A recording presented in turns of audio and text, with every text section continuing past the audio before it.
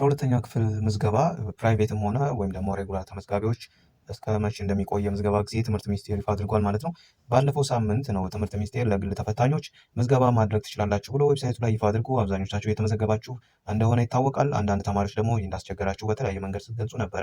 የአብዛኞቻችሁ ነገር በቴሌብር ክፍያ ሁኔታ ነው። ቴሌብር አስቸገረን ነው የምትሉት።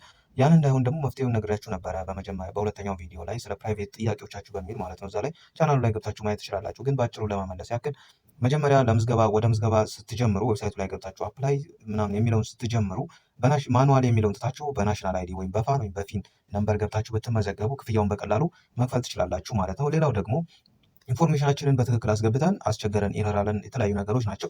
እሱ ምንድነው የተፈጠረው ነገር የራሳችሁን ሬጉላር የሚለውንና እዛ ላይ ትኩረት አድርጋችሁ በደንብ አስተካክሉ። በተለይ ደግሞ ከ2015 ጀምሮ የተፈተናችሁ ተማሪዎች የሆነ ዓመት ላይ በ2015 ሁለት ባች ነው የተፈተነው፣ የ2014 ባች እና የ2015 ባች። ስለዚህ የ2014 ባቾች 2015 የተፈተናችሁ 2015 ነው የምትሉት፣ 2015 ባችም 2015 ላይ የተፈተናችሁ 2015 ብላችሁ መሙላት ይኖርባችኋል ማለት። ያንን ካደረጋችሁ ሙሉ ኢንፎርሜሽናችሁን በደንብ አክሰስ ያደርጋል ማለት። ራሱ የእናንተ ሬጅስትሬሽን ነምበር እና ዓመተ ምህረቱን ሬጉላር ነው የተፈተናችሁ ወይስ ፕራይቬት የሚለውን በደንብ ከሞላችሁ በኋላ ራሱ ኢንፎርሜሽናችሁን ስለሚያመጣላችሁ በጥንቃቄ መሙላት ትችላላችሁ ማለት ነው። ያስቸገራችሁ ነገር ካለ ስለ የ16 ደቂቃ ቪዲዮ ሰርቻለሁ እንዴት እንደሚሞላ ማለት ነው። እሱን ዲስክሪፕሽን ላይ አስቀምጥላችኋለሁ። ገብታችሁ እንዴት እንደሚሞላ ስቴፑን ተከትላችሁ መሙላት ትችላላችሁ። ያ ካልሆነ ደግሞ ፋይል አለ፣ ወደ ቴሌግራም ቻናላችን ሄዳችሁ ማግኘት ትችላላችሁ። እሱንም ፋይሉን ዲስክሪፕሽን ላይ አስቀምጥላችኋለሁ። እያንዳንዱ ስቴፕ በፒዲኤፍ የተቀመጠ አለ። ዲስክሪፕሽን ላይ ገብታችሁ እሱን ተከትላችሁም ፕራይቬት ፎርማችሁን መሙላት ትችላላችሁ ማለት። ስለዚህ አሁን ወደ መጀመሪያው ዜና ስመለስ ምንድነው አብዛኞቻችሁ የምዝገባ እስከ መቼ ድረስ ነው የሚቆየው የሚል ጥያቄ ነበረ። ያንን እንግዲህ ትምህርት ሚኒስቴር በዛሬው ዕለት ይፋ አድርጓል ማለት ነው። የ2018 ዓ.ም የ12ኛ ክፍል ሀገር አቀፍ የመልቀቂያ ፈተና ምዝገባ እስከ መጋቢት 15 2018 ዓ.ም ከቀኑ 11 ሰዓት ተኩል ላይ ይጠናቀቃል ብሏል ማለት ነው። ስለዚህ ማስተዋል ያለባቸው ነገር ሁላችሁም ተመዝጋቢዎች ትምህርት ሚኒስቴር ያለው ነገር አለ። የ12ኛ ክፍል ብሔራዊ ፈተና ምዝገባ እየተካሄደ መሆኑን እንደሚታወቅ ተገልጿል አይደለ?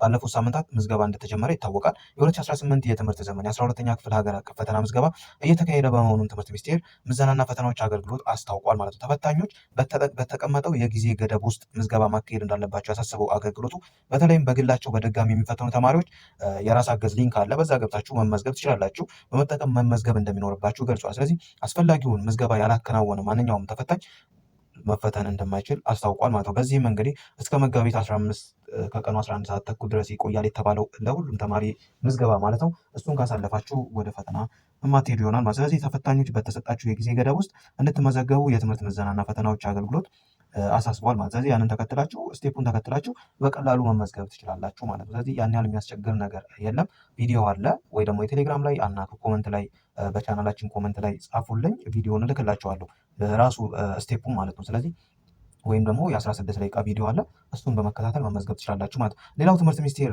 የግል ተፈታኞች ምዝገባ ተፈተኑ ሲል ያሳሰበው ነገር አለ። አንደኛው ያለፋችሁ ተማሪዎች ውጤት ለማሻሻል መፈተን አትችሉም። ስለዚህ ማንኛውም ያለፈ ተማሪ መፈተን አይችልም ማለት ይሄን ነው።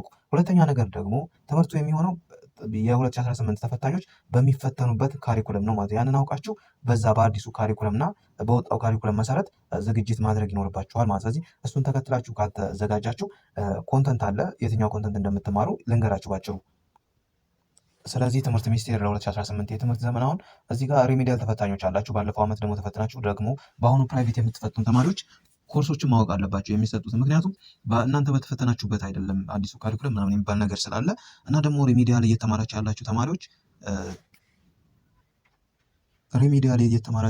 ተማሪዎች በሶሻል ኢኮኖሚክስ አፕቲቲዩድ፣ በናቹራል ደግሞ አፕቲቲዩድ አትማሩም እና እነዛን ነገሮች እንዳትረሱ ለማስታወስ ነው። ስለዚህ የትምህርትና ምዘና ፈተናዎች አገልግሎት የተማሪ ቤተሰቦች እነዚህ ነገሮች ታሳቢ በማድረግ ለፈተና ዝግጅት እንዲያደርጉ ይላል ማለት ነው። የትምህርት አይነቶችን በተመለከተ ለማህበራዊ ሳይንስ፣ ለተፈጥሮ ሳይንስ ወይም ለናቹራል ሳይንስ ሂሳብ፣ እንግሊሽ፣ ስኮላስቲክ አፕቲቲዩድ፣ ኬሚስትሪ፣ ፊዚክስ እና ባዮሎጂ ትፈተናላችሁ ማለት ነው። 6 ለማህበራዊ ሳይንስ ደግሞ እንግሊሽ፣ ሂሳብ፣ አፕቲቲዩድ፣ ታሪክ ወይም ሂስትሪ፣ ጂኦግራፊ እና ኢኮኖሚክስ እነዚህ 6ቱን ትፈተናላችሁ ማለት ነው።